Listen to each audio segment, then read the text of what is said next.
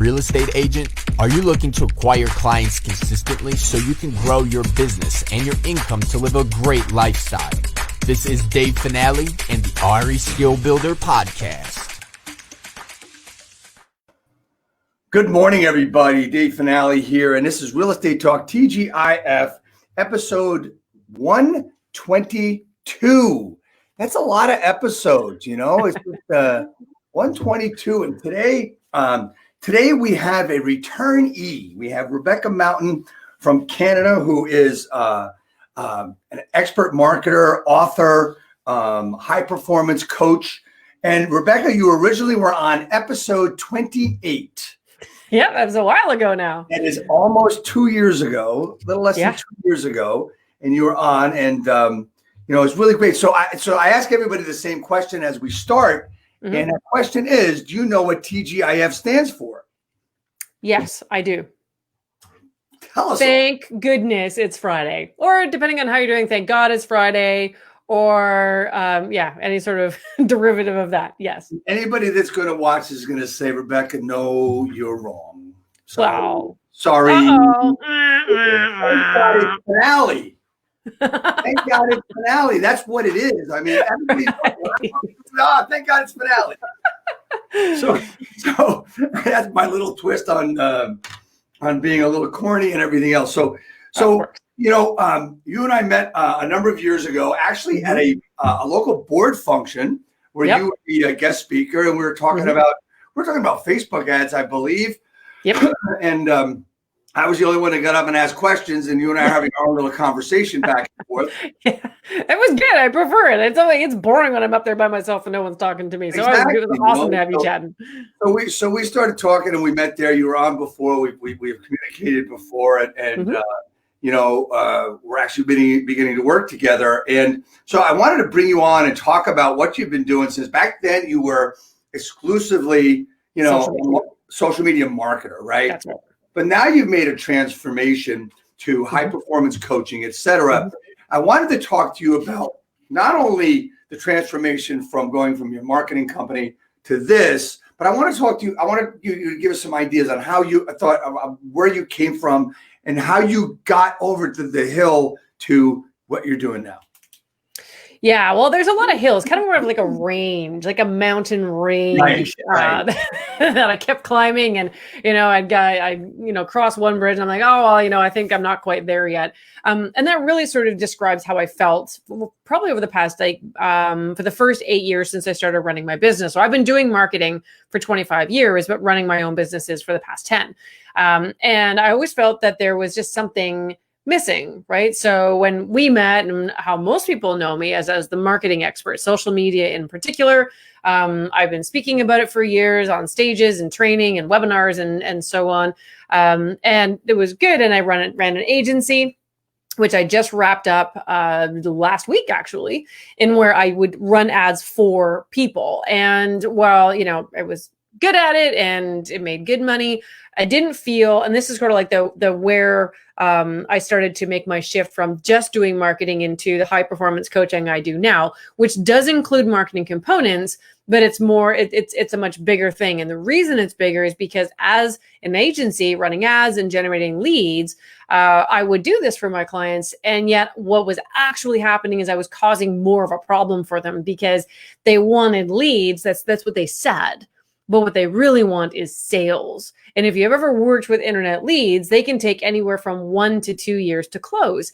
So while I was generating all these leads and these names, because they weren't converting for various different reasons, every reason is different based on how people approach their business.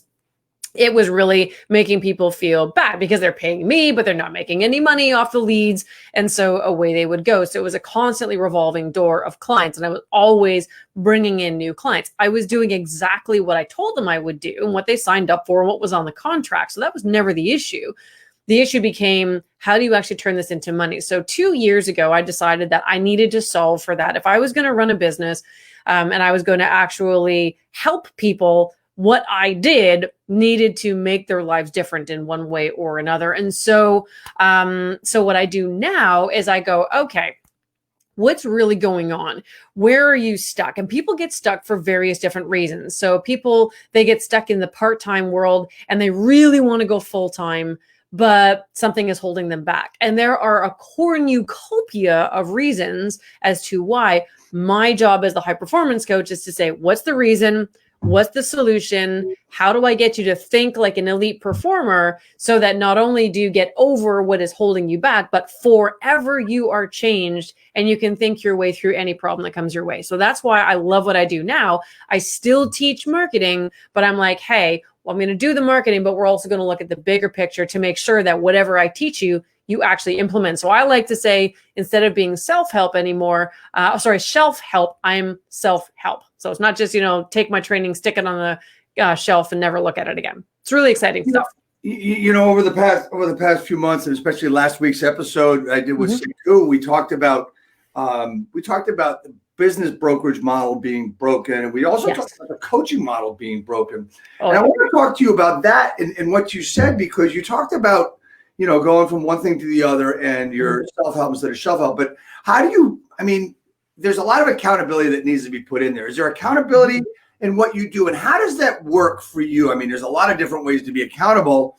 But is that a part of what you do? Yes, it is, but I approach it differently. So when I decided because I did coaching 10 years ago, and then I started an agency, and now I'm kind of going back, but I've been doing it all along. So when I decided to go back into coaching, as the only thing that I'm doing, I wanted to go about it differently. So there are a lot of coaches out there that make you dependent on them, right? Because they keep you accountable. They move you forward. They check in with you and so on. But as soon as you leave that coach, all of that value goes away. So what I tell people is, I'm going to show you how to be accountable for yourself. Because if you can't be accountable for yourself, then in the long term, you're eventually going to fail. So what I talk about is I go a little bit deeper. Where is the accountability broken? Why do you feel that some external force needs to be there in order for you to be successful? And I'm like, let's look at the powerhouse that you are, and let's put the right kind of ingredients into your generator so that you can do it actually on your own. So yes, there's accountability. Yes, there's some homework, but the homework is more, here's the habit, go practice it and show me proof. And then we do that because there's 6 habits that have been scientifically proven to generate higher income, happiness, confidence, success versus your peers. It's all on my website if you want to see the actual study. And that's what I teach, because I want not only for people to become happier, wealthier, more fulfilled, I want them to stay there. And so that self-accountability becomes really important. So I'm not just a check-in call. You do check in, but eventually you learn to check in for yourself. You become aware of things that are going on around you. And I teach you how to think your way out of the problems or anxiety, some cycles you can get in, and actually find your way out of it. That sounds really deep. It sounds a lot different. So you talked about the accountability of let's say the current coaching business, current coaching model, right? Yep. And the difference, what's the difference between the two? Because you're still talking accountability. You're still talking about building habits. Isn't that what everybody else tries to do as well?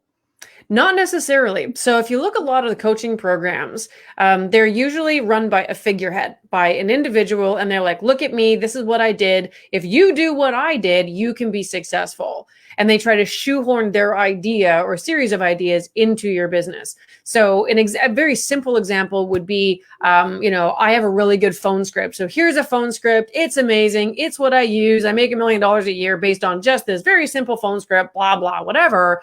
But if you are terrified of picking up that phone, it doesn't matter how good that phone script is, because the problem is not that you don't have a good, series of words.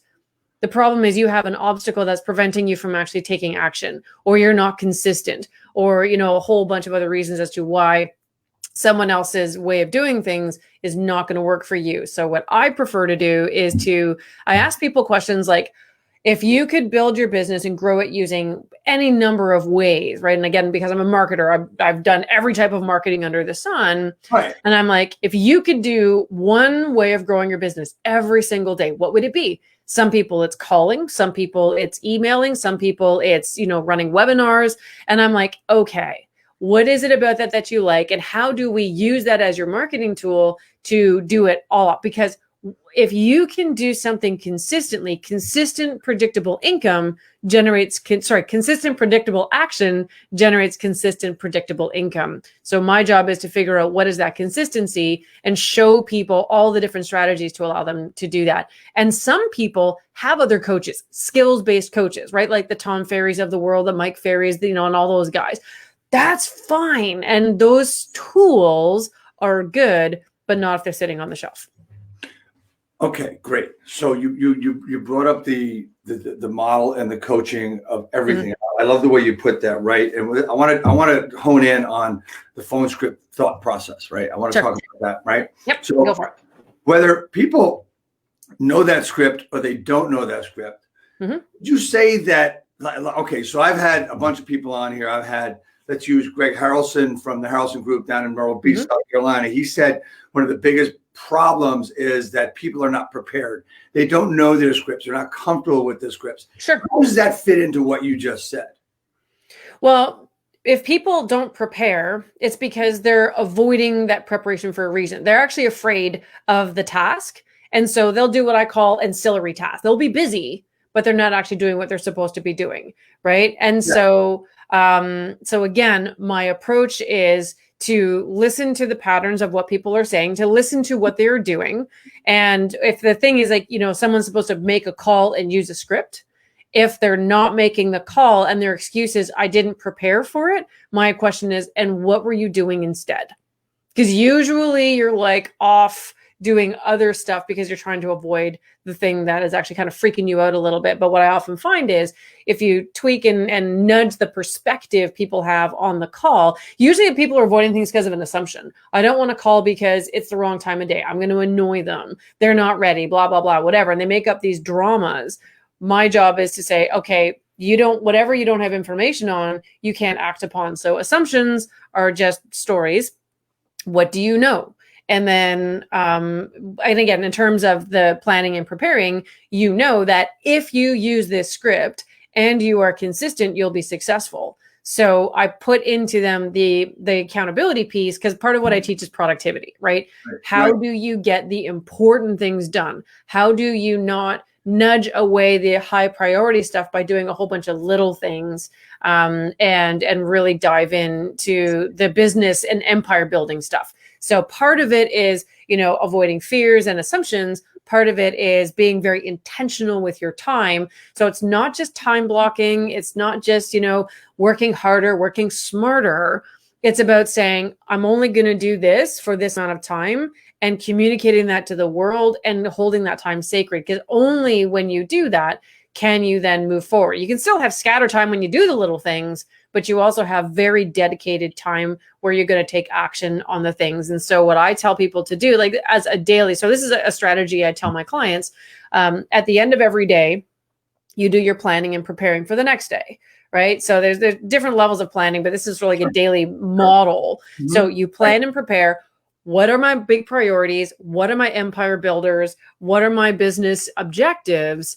Put it into your day for the next day. Time block that in, so usually the night before, what your next day is going to look like. And I know real estate is kind of, you are somewhat subjected to other people's agendas, but you can control most of the narrative. So put in, even if it's 15 minutes, I'm going to do 15 minutes on this or half an hour on that. And I know that if I'm consistent with that's going to grow my business, right? So you put that into your day and then you go for the and you can hang out with your family and be intentional and focused just on them to be the best mom, dad, partner, brother, sister, whatever.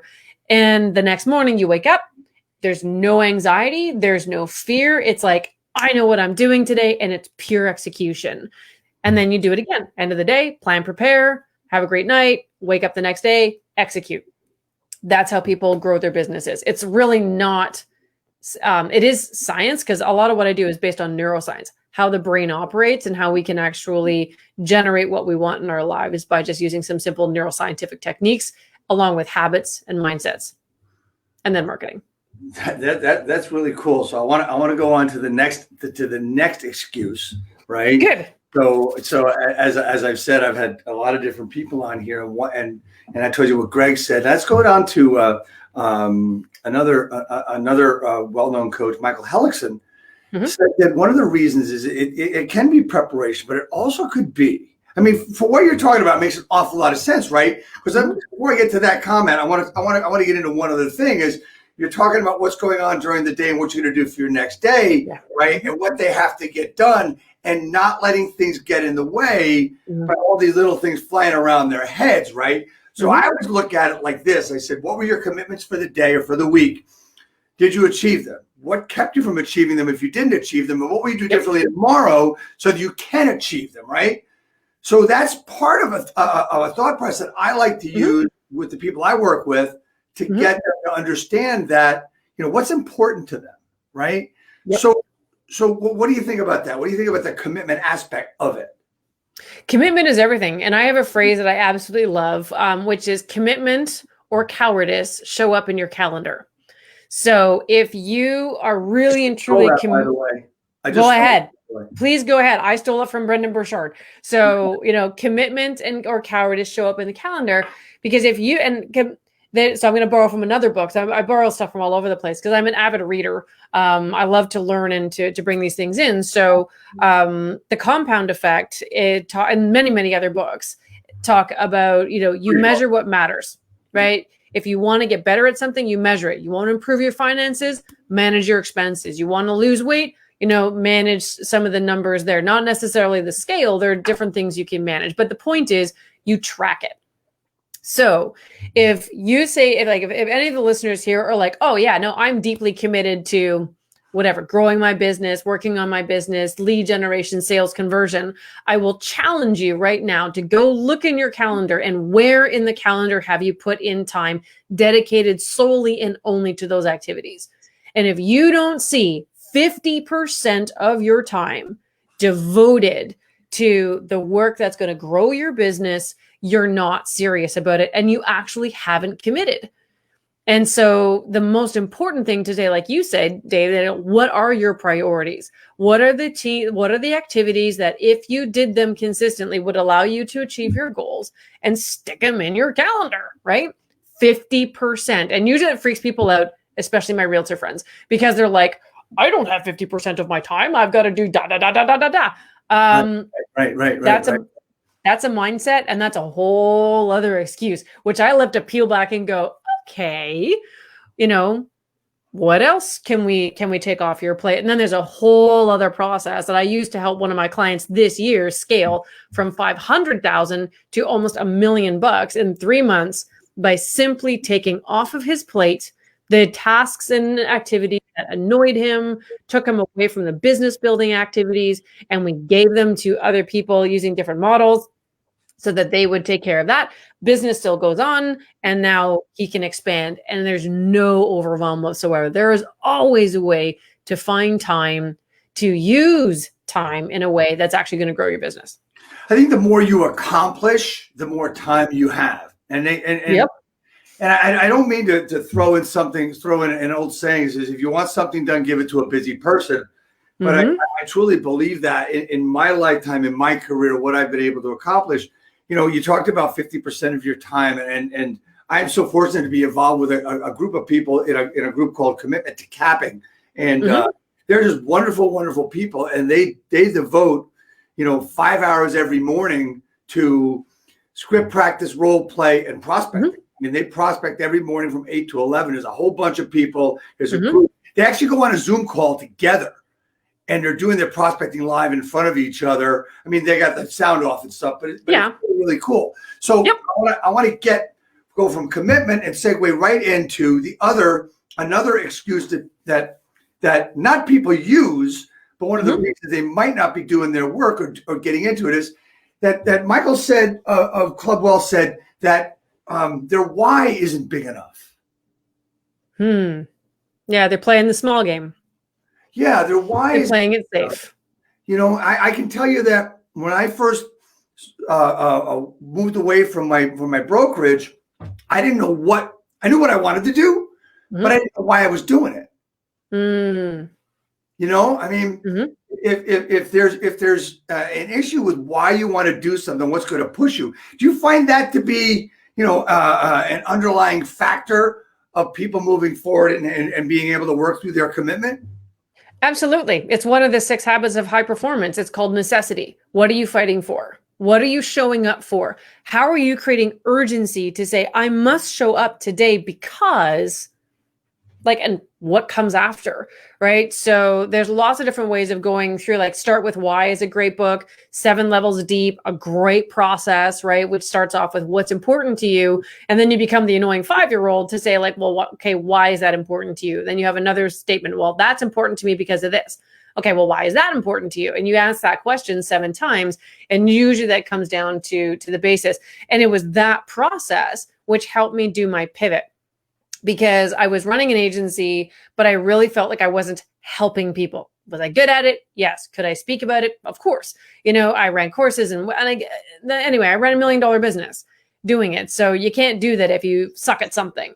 Right. However, I'm like, but it was not fun for me to get up in the morning, and I wasn't connected to my contribution. And so once I figured out, okay, what if I could leave people in a certain way, what would that be? So I create purpose statements, both for myself and for my clients. And it's a 3-step process, but the last part is the so that, and that's so critical, because if you don't know what changes you're making for people, how they've transformed because you've been there, how they're different because you were in their lives, then you're right. You won't have that driving force. So every single day I wake up with one singular phrase in my mind, which is, and I end my day doing, did I do this? Did I, or how can I, depending on what time of the day we're talking about, leave people feeling happier, wealthier, and more fulfilled? Those 3 things. Now, I don't always hit all 3 every single day, but I make sure that everything that I do, the courses I create, podcasts like this that I do, blogs that I write, posts that I make, whatever, all come along that baseline, because that is my contribution. And I wake up every day for people who want to live more of that kind of a life, right? So I wake up for my children. I want them to feel fulfilled, right? I want them to be happy. I want them to feel wealthy. And wealthy doesn't mean you have a giant bank account. Wealthy means you are comfortable, you aren't anxious about your money, you feel you can do the things you want to do. And everyone's sort of definition of wealth is going to be different. And so when you understand, and real estate agents, I work with them on this a lot, because a lot of them get stuck in the transaction mode. I just buy and sell houses. No, you don't. And what I like to tell them is sort of a couple of my own stories. So one story I tell is I got a divorce in 2008, and I grew up very wealthy, but then, I was on my own. Obviously when I got married at the ripe old age of 21, please don't do that, anyone listening. Terrible idea. Anyway, so, when I divorced, I didn't know how to manage my money, and I had a really bad relationship with it. I didn't know that I could, I didn't know how to even go about buying a house. And so I needed to rent. And so this realtor, who understood what I was going through, helped me to find an awesome place. It's a beautiful duplex in a nice neighborhood with lots of kids, so that while my entire life was falling apart, they held one tiny little piece together for me. And it still makes me emotional to this day. Every time I tell this story, it always kind of that emotion wells up again. So did that realtor help me get a lease? And it was just a lease.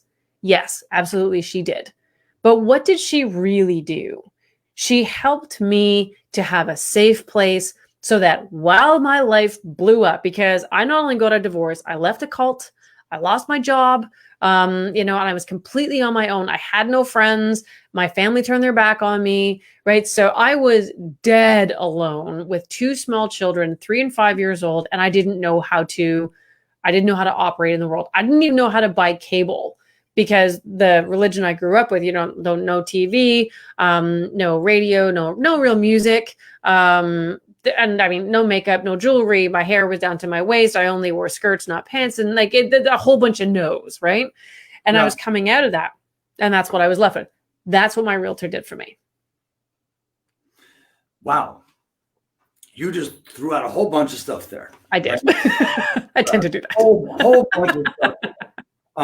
And which is pretty cool. Hold on one second. My plug is coming out. Okay. I saw that I was losing power there. Okay. So, all right. So I want to in a few minutes, you know what? Let's get to it now. So sure. we might jump around a little bit. So you wrote a book. I did. Okay. And I believe that's your book. There it is. Right? Yep. That's me. Your book, and that's you, right? Yep. Talk to me about your book. Talk to me about, what was the driving force behind it, and talk a little bit about the contents of it. Sure. Yeah. So Think Again, my 7-stage journey from self-sabotage to success.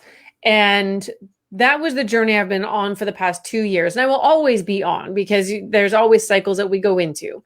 But what I realized is the reason why, even though I ran $1 million agency, I felt that there was something missing was because I kept on holding on to an old version of myself, which was full of different kinds of fears and assumptions and insecurities, that because I held on to those definitions of myself, that I made assumptions in comparison, it was actually preventing me from achieving true success and contentment. And so I decided through the course of writing that book to pull it apart and say, okay, what's really going on? Which is one of my favorite questions. And so I looked at the different kind of mindsets and thought patterns that I had and pulled it into 7 stages, right? So the first stage is the stories we tell ourselves about ourselves, right? I'm not good enough. I'm not smart enough. I don't know enough. And so because we think these things, we cannot move ahead, because one of the things, again, that as I've been studying this stuff, is to actually act in a way that allows the life we want to, become a reality. We can't act counter to what we believe, and we can't believe anything other than what we think. So if we're constantly feeding our minds with, I'm not good enough, that person's better than me, I'm not going to make calls because, assumption A, B, or C, right, that becomes our belief system. And no matter how hard we work and try and push, we will not ever be 100% happy because our belief system is off. And so what I help people do, so the purpose of the book, it's not only to uncover this for people, to say, okay, like really take a look at what you're feeding into that belief system. But once you fix it, which is part of the strategies, like there's actual work in there like you can do to start turning stuff around. Because I didn't want the book to be just sort of like a, open Pandora's box. I wanted people to know that when they go through the process of saying, okay, well, I want to think differently, which is what the Think Again comes from. What do I do with my newfound hope, with my newfound energy, with my newfound strategies, so that as I change my belief system and my actions also start changing, I can actually accelerate the process for taking me into the life that I want. So that's really the impetus behind the book, was to be kind of explaining why we think the way we do, to offer strategies to say you don't have to continue down that path, and then to say, and here are some actual like business or career building tools you can use, managing your time, getting the annoying stuff off your plate, not being distracted. Right. I call it the puppy brain and all that. So that's really what the book is about. And I wrote it not only for myself, but anyone out there who is currently feeling stuck, unfulfilled, something's missing, working hard, not getting anywhere. So it's for people that are, you just said stuck, and that's a word I use an awful lot when it comes to people I work with. Like, so I especially work with new agents and people that are stuck in this real estate business, where they're doing okay, and they always say they want to do better, and they plan their goals are here, and they never get higher than here. I always say that the reason they do that is because they've limited themselves. Where they get to a point of comfortability, the next step is going to be uncomfortability. So they're annually stuck. Yes, right? And that's why their business does this. Is there an easy way to get through that, and to get over that hump? What do you think about that? Nope, there is no easy path through that. It's the hard work. And if it was easy, no one would be stuck. That's basically what it comes down to. Right. Because we get comfortable in our discomfort. We get comfortable in the way that we feel. We assign labels to ourselves. Right? So there's fixed mindsets and growth mindsets. Fixed mindsets are, this is who I am and I cannot change, right? So my fixed mindset thing was, I have a bad memory. And then I read a book on how to improve your memory. And in it, it said something very simple. You don't have a bad memory. You simply have an untrained memory. And I'm like it's so simple. But yet for me, that was the piece that was holding me back. So everyone has a series of fixed mindset ideas, labels, that they have assigned to themselves, that they feel that they can't escape. What I help people do is to identify, what are those labels? What is causing you to be stuck? Because everybody comes at their life with a whole different experience, different set of traumas, big T, little t, different types of feedback that they've gotten over the years and so on. And so that's why I train the way I do. It is customized. The habits are the same. Why people are not practicing those habits is completely different. And so, but once you start being aware, so the process is to become aware that you were thinking in a certain way. I am aware that I have assigned to myself this label. As soon as you say, I am, name that tune, you have assigned yourself a label. That's your fixed mindset.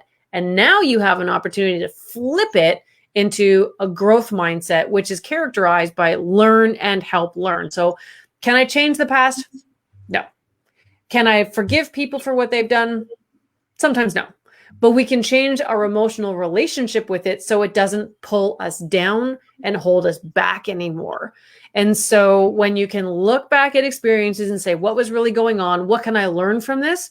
And when you can pull something useful from a really shitty experience, it prevents you from looking at it in a negative way, because now you've taken something positive from poop, right? And now you've turned it into fertilizer and you're going to grow something else. So when people say think positive, I read in one book, I think it was Do One Thing Different by Bill O'Hanlon. He's like, when people say just think positive, it's like taking a little pile of crap and like putting glitter glue on it, right? Or glitter spray. And it's like, well, it still stinks.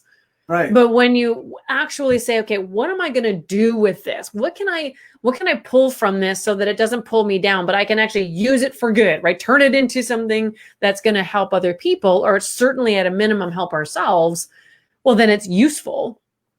And we're actually grateful for the experience. That's why, I've been through a divorce. I've, almost gone bankrupt 3 times, and I got fired 3 other times when I worked for corporate Canada. And I could, for a very long time, I looked at that and I felt shame, absolutely, what is wrong with me? But now, because I'm gone through this process, I look back in those experiences, and because now I say, okay, what was useful about them? When my clients come to me and they're like, hey, I got in a terrible car accident, I rolled my car and my life changed. I'm like, yeah, that was me, March 17, 2008. Talk to me, right? Let's walk through the process together. I find something I can share with them to say, and here's how I overcame that the aftermath of that particular thing. Right. You talked earlier as you were going through this about memory, right? Yeah. People, they have a bad memory, and you see they have. And talk to that a little bit more, going a little deep on that, please. Sure. Bad memory as opposed to another type of memory. An untrained memory, right? So it's fixed mindset versus growth mindset labels that we apply to ourselves. Yes. I am, anxious. I am this. I am that. I've always been this way. I will always be this way. So don't even talk to me.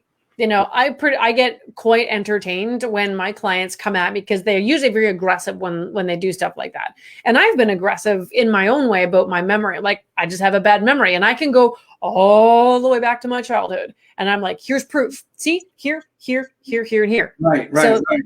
Because I see proof of it in my past, I just assume that it's always going to be that way. But this is an assumption.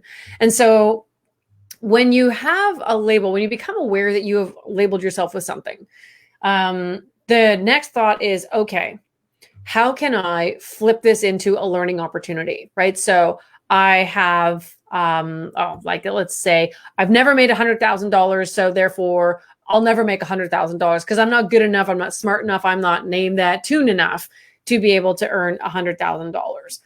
Right? Right. If you really start unpackaging it, there is a lot more going on. And again, for everyone, it's different. But, I have a client right now who has feared reaching that $100,000 mark. And there's no reason she can't hit it. But she has avoided it because for her fear is that once she hits it, what if she can't maintain it? What if it's a flash in the pan? What if she can't maintain success? And so because that fear becomes so great of something that she's projected for herself in the future, it actually becomes real. And that's her belief system. Right. So because it's her belief system, she can't act in any other way other than to make that an actual reality. So one of the brain training things that I teach people is called the reticular activation system. It's part of your brain. And It's simply that if you want something, you just say, I've got that. And your brain immediately goes to, no, you don't, right? Because I say, for instance, for a year, I had a little sticky that said book. I really wanted to be an author. I'd started 6 times to write my book and I'd gotten 17,000 words in. And then I'm like, I don't know what to do here, right? So I put that little sticky there and I looked at it every day and I'm like, I don't know how it's going to happen, but I really want that to happen. Well, just let it go. I'm gonna let my brain become aware of every opportunity to make that book happen. And that's through the reticular activation system, right? You feed into your brain what you really want. So if you keep telling yourself, I'm no good, your brain's like, okay, allow me to find proof of that here, and here, both in your past, in your present, and how you view your future. Flip the narrative, change the thought process, continuously feed your brain the other stuff, and new opportunities actually present themselves. This is how you train your brain away from the labels you have assigned to yourself. So I tell myself now, not that I have a bad memory, I have an untrained memory. And now I'm like, ooh, well, that's just training. So now I know what to do. And so really what it comes down to is you move away from labels to what are you going to do about it? I don't want to be this anymore. I don't want to feel insecure. I don't want to lack confidence. I don't want to do this, right? Change your thoughts, take some action, and that's how you pull yourself out of it. Does that make sense? Yeah, it makes a lot of sense. The question I have when it comes to real estate agents in particular, as we bring it back to there, is that how do you, okay, so basically they have limiting beliefs, right? Yes. Some of them, and they don't have the growth mindset. Some of them have an employee mindset. Right? Yes, not an owner's mindset. Yeah. Right. But a lot of them have the employee mindset, but want the owner check. Yes. Well, a lot of broker owners are going to tell you, you want my check? I'll trade you. Right. Yep. Any day. And that's, we talked about that last week with the business model of the real estate brokerage system, which is kind of broken. Right. So we've been through the difference in coaching. We've been through the difference in how someone learns and why they're not prepared, et cetera, et cetera. So a lot of times when someone new gets into business, they tell them, find someone that's successful and copy them, right? So, and I said to myself, well, you know what? In the beginning, that's not a bad idea, copy them because they're doing it right. But here's the thing, a lot of people appear to be successful and they're really not. So we get this ever flow of cycle of the same type of person, right? If you were to give advice to a real estate agent as they're starting, instead of saying find someone successful and copy them, what would you tell them? I would go back and say, what are your personal strengths? So there in Dean Graziosi's book, Millionaire Success Habits, there's a process called the unique ability circle. It's actually from Dan Sullivan. And at the middle of that circle is what you are exceptional at, right? So, I am exceptional at problem solving and generating new ideas, being creative. This is my superpower. And that's where I need to focus all of my time and effort. And then outside, so it's concentric circle. So after that's what you're excellent at, good at, and what you stink at. And so the idea is, as soon as humanly possible, you should focus all your effort, again, that 50% of your time on the thing that you excel at, that you're really, really good at. And so when someone's coming into real estate, they may say, I'm really super personable. I like talking to people, or I don't like talking to people. I don't like cold calling, but I'll do warm calling. And so you kind of, you pull out the essence of, again, if they could do something, there's like all these different ways of generating business. Which one are you most comfortable with? Then and only then do you find someone out there that truly is successful at it. Because I mean, everyone blows sunshine up everyone else's ass about, oh, I generated 3,000 leads and, I make this much money. Okay. So you make this much money, but your costs are here. So you kind of suck, right? Or you generate all these leads, but they don't actually turn into sales, right? Or yeah, okay, your rookie year, you made 500 G's. Congratulations. Your father's a surgeon and he connected you with all of his people. So you made like 2 sales and made that much money, right? So sometimes certain people's experiences cannot be replicated because your situation is not theirs, right? So if you are going to copy someone, it's really hard to do because everyone comes at real estate differently, is good at different things for different reasons. And so what it comes down to is self-reflection. So a lot of people, they take the passive, let me look around and see what's working. And it's important to look at it from an information perspective, but you need to zero in on, okay, that really uses my superpowers. So I'm going to learn everything there is. And there may be multiple ways to, like, for instance, calling people, cold calling, warm calling, hot calling, all that kind of a thing. Figure out what works best and go, okay, if I do this and only this, and don't get distracted by the shiny pennies, right? If I only do this consistently, I will grow my business. And that's what you need to do. But that's not the advice most new realtors get. Most new realtors get overwhelmed by training, skills-based training, overwhelmed by copying and comparing, because that's what happens with copying. As soon as you say copy that person, you instantly compare yourself to them. And you can't compare your year 1 to someone's year 20. But someone in year 20 has a really hard time remembering what it was like for them in year 1. Exactly. So it's really, really hard to get proper advice. And yeah, so it's a tough slog. So one of the things that I see a lot, both with agents, with coaches, with even myself, is you look at what you're doing, right? And you think, I'm doing pretty good, whether it's a realtor or whatever it is, I'm doing pretty good. And then all of a sudden, you start seeing other people, right? You start seeing other people in your field, whether it's real estate agents, whether it's whatever it is, right? Mortgage people, etc. And you start thinking, well, they're doing it this way. Maybe I got to check out to see what they're doing.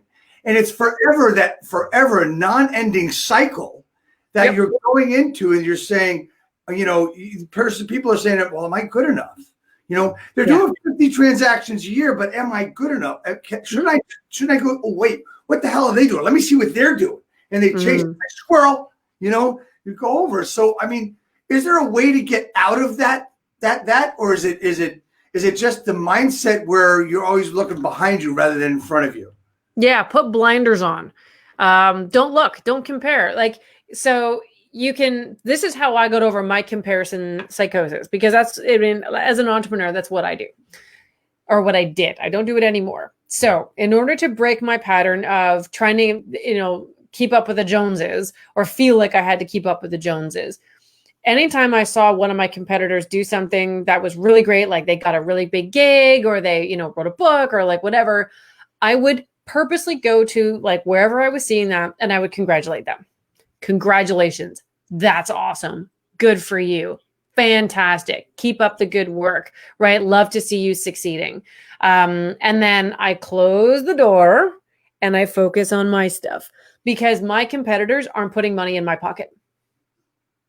So why would I care about them? Did everybody hear that? Your competitors aren't putting any money in your pockets. They're not. Absolutely not. Look at Amazon. When Amazon came out, I saw an interview with Jeff Bezos, and this is not like I love Jeff Bezos. This is just a case study. Back in, I think it was 2012, he was doing an interview, and the interviewer was saying, the Walmarts, Barnes and Nobles of the world, we're looking at them, calling them Amazon.toast, Amazon.dead. And if you look at that interview, this is where I really got the whole competitors aren't putting money in your pocket. thing and really dove deep into it. This is actually one of the things we talked about in episode 28, the flywheel. Right. Because what Jeff Bezos said was, congratulations to everyone else, the Walmart and Barnes and Nobles of the world. My job is to make the customer experience for Amazon better every time someone logs on. And that is my singular focus. And I don't know if you've noticed, but Amazon is doing pretty well, right? Because they didn't care what price gouging Walmart did, what kind of online stuff that Barnes and Noble did. He's just like, good for them. What's in front of me right now? So I very much have adopted what I consider the Amazon model of congrats to everyone, celebrate, celebrate, celebrate, do what you're going to do, say what you're going to say, good, bad, or ugly. It doesn't affect me. What affects me is, have I delivered on my why? Have I made someone's life happier, wealthier, more fulfilled today? Let the world do what it wants to do, burn in the dumpster fire that it is right now. What's important to me, like right now in this moment, is you. Are the people listening? Are people who are listening once we're done the recording, right? That's what's most important to me, because this is I have impact over income. And that switch is really hard to do. It's quite terrifying because most of us chase money. But if you flip your model to say, I will make sure that every single day what I do matters, knowing that as you do that consistently every single time, the money naturally comes. And if I was to advise anyone starting new in any business, real estate or otherwise, if you go in with an impact state of mind, not an income state of mind, you will save yourself from comparison, save yourself from self-doubt, not roil and boil in anxiety, and you will succeed both in the short, medium, and long term. But that would have to mean that I love all that stuff. That would have to mean that they have clarity about themselves and clarity about what they're going forward and going after. Mm-hmm. And one of the things we talked about the other day is we talked about habits that deliver clarity. I mean, you have to have good habits in order to do that. And you started talking about the 6 habits earlier today. And could you go into them a little bit? Sure. Well, the first habit, which is of no surprise, is clarity. So you need to be clear on who you are, but more importantly, who you want to become and how much time so here's another sort of strategy you can use to kind of decide, like, how much clarity do you have? How much time do you spend thinking about who you are versus who you want to become? And if you spend more time thinking of where you are right now, then you lack clarity. But if you can picture yourself like 12 months from now, if everything worked out perfect, what does your business look like? What does your life look like? And who have you become more like? And you train your brain to always look for opportunities to make that happen, right? That's clarity. And right. That's what, again, it's one of the ways of unlocking what's holding you back. So clarity is the first one. The second one is energy, which I've already talked about in terms of we generate what we want. You want more energy? You can do it, right? You don't have to wait for someone to give it to you. If you want more success, generate it. You want more love in your life, generate it. You want more gratitude and appreciation for your work, generate it, right? So what we can control, we can therefore create in our lives. So energy is not just, getting good sleep. It is getting good sleep, eating well, exercising and having good stress management. It is all those things for the purpose of you having enough energy to do whatever you want, however you want to do it, right? To have wonderful sleep at night means that you don't have anxiety. So energy is another one. The third one is courage. So facing your fears, and how much time are you attending to your fears? This is the story that, again, I read in Dean Graziosi's book about the 2 wolves. There's a good wolf, which is all the good things, good qualities about you. And then there's the bad wolf, which is all the negative stuff. They're always at war, and one is always winning. So the question is, which one? And the wolf that wins is the wolf you feed.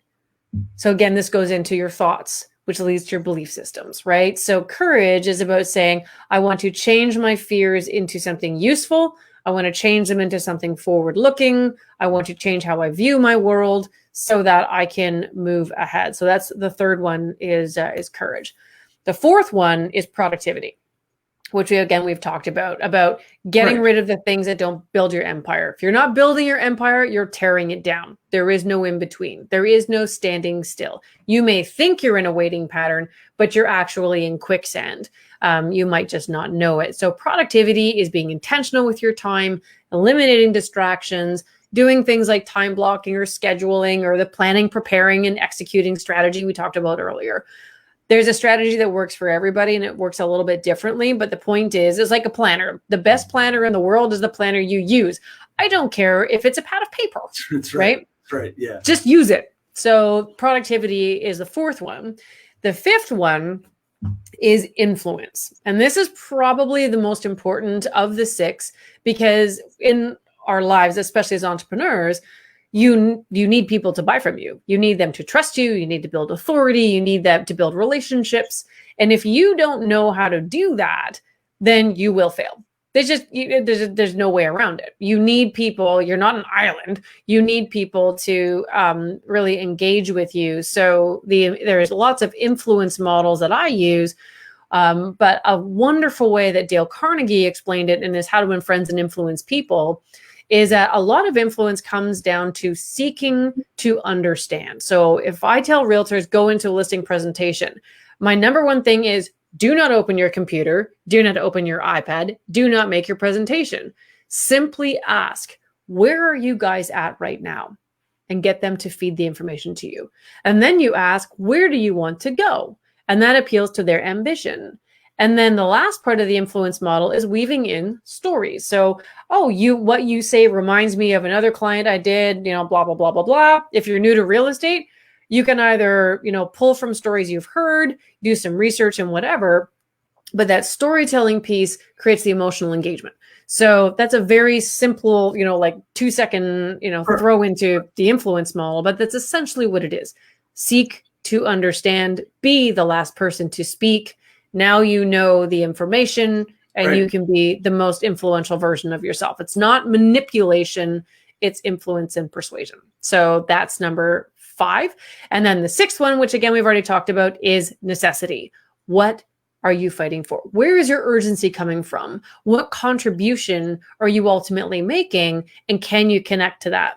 And especially if you have a team, and this is kind of a combination of influence and necessity, is if you want your team to step up and do better, you can't just, crush them with what is important to you. You can't just tell them, this is my dream and this is where we're going and you're part of it. So why doesn't that mean anything to you? You need to say, what are you fighting for? What is your ambition? And how can I get you what you want while getting what I want at the same time, so that everyone raises up that urgency of showing up and doing a really, really good job. So when you practice all 6 of those consistently, it has been statistically proven. And again, the study is on my website, $5 million studies out of 2 California universities, that if you practice these things, you will make more money. You will have more confidence. You will feel happier and you will be more successful compared to your peers. And that's why when I layer on that kind of habit stuff with any kind of marketing or sales or, mindset or neuroscientific stuff, it is so powerful that the people who really practice it, they see instant results. I was saying guys scaled from 500 to 1 million. Another one of my clients, I think she might have sold 1 house this year. 3 weeks after working together, she'd made 3 million. Someone who could barely leave their house is currently clocking in at 175. She was facing losing her house and everything was really difficult. But none of these people caved in, even some of the really terrible traumas that have happened, because they had the foundation of the habits. And no matter what brings them down, they're like, and now I know how to get out of it. So it's not that what I teach or the coaching that I do is going to prevent bad things from happening. Right. That's not possible. But what it teaches you is what may have crushed you in the past does not need to crush you in your future. You can rise from it. You can be stronger because of it. but there's a way for you to feel stronger. And that's what I do. So I'm sorry, that was a big, long explanation of the 6 habits, but they're really powerful. No, that was fine because I think the explanation of the 6 habits brings everything together what we're talking about through the entire broadcast, right? And that's really awesome. We're getting to that time, and I have a couple other questions for you. One is, how do people connect with you? How do they contact you? Should they want to inquire about what you do or just talk to you? How do they do that? It's really easy. If you go to my website, which is my name, RebeccaMountain.ca, and particularly if you want the high performance stuff, you just go to my programs page, click on my high performance coaching, and there's a little button where you click it. I ask you 10 very simple questions, and then I schedule a call. So, and the call it's not a pitch, because prior to the call, I send people a video that said, okay, here's my programs. Great. We don't have to talk about it. Because I want that call to be saying, where are you? Where do you want to go? And let's talk about what's in the middle. Let's talk about that gap and where we think that there might be some ways for me to fill it. And sometimes those calls, I just provide coaching and they do want to work with me, or if they don't want to work with me, doesn't matter. Because again, those calls are meant for me to ensure that I live up to my obligation of leaving people happier, wealthier, and more fulfilled. But my website, RebeccaMountain.ca, is where you get all that. Cool. And that's scrolling on the bottom right now. And 2 other things. One thing before I get to the last question. Now you do realize that you were on once before, and I didn't think I did, but you said I did, that you did get a hat, but you wanted to come on and get one of the new ones. I do. I want the new fancy ones. Yes, please, sir. So I want everybody to know that this is why she came on. She said, I got to get one of those hats. So I got to get one of the new ones. So she was episode 28, which is quite a while ago. So we'll get this out to you. And I actually do sign them now. Big deal, right? Super. Of course. So anyway, and my last question, all kidding aside, in complete total seriousness, it's always our final question. And I want to ask, what can I do to help you? Help you, your business. What can I do? Well, I live and die by, so if you're talking about my business, I live and die by referral. If you can talk about, your contribution to sort of what I do, take the stuff that we've talked about today, pick one thing and apply it. That, more than anything, is what I want people to do. Sure, I love to work with, as many people as possible, because I want this message to get out. And it is, of course, partially self-serving because I'm running a business doing this, but it's way more about impact than income. Because I know if I do a really good job, then, the word will spread and then my business will grow. And that's my focus. So the best thing you can do for me right now, take some of the stuff we talked about, implement it, and then I want you to feed it back to me. I want you to tell me how it went. I want you to tell me about what you struggled with. And this goes for anyone listening. I'm really easy to find. It's just, if you do Google me, the first one you're going to come up with, Rebecca Mountain, is a woman that married an 800-pound man. We're glad he lost all his weight, blah, blah, blah. I did not have sex with the 800-pound man. I'm the next Rebecca Mountain. So just let you know. Yeah. She's in like England or something like that. It's really irritating. But yeah. So I want to let everybody know that this show is sponsored by njheroesprogram.com. And it is all about helping out heroes in the state of New Jersey with real estate needs, et cetera. And a hero is defined as military vet, police and fire, EMT, first responders, nurses, doctors, teachers, municipal workers, as well as grocery store workers, because they've all been on the front lines during this thing that we've been going through over the past 6 or 7 months. And if we can help them in any way with their real estate needs by saving them money, we'd like to do that. Rebecca, thank you so much for coming on. If you just stay on for a minute as we exit. Will do. Thank you very much, Dave. You're welcome. And everybody, next week, we got another show coming up. We got great guests coming on. So we'll see you next week as well. Here we go.